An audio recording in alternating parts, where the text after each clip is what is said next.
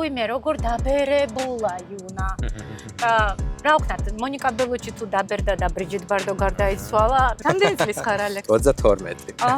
აია. ყოველთვის ხდებოდი ბიჭებს 15 წლით უმცროსები რომ იყვნენ.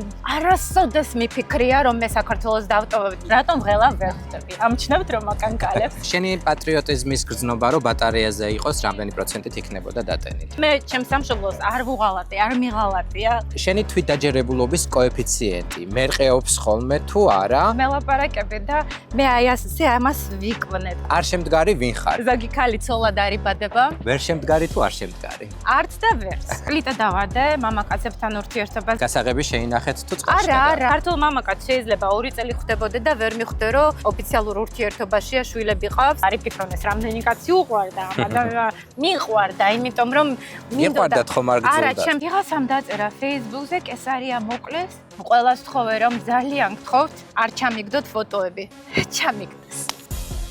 ჩამიგდეს, გესმის? ასე უნდა ვიტირო, ალექს.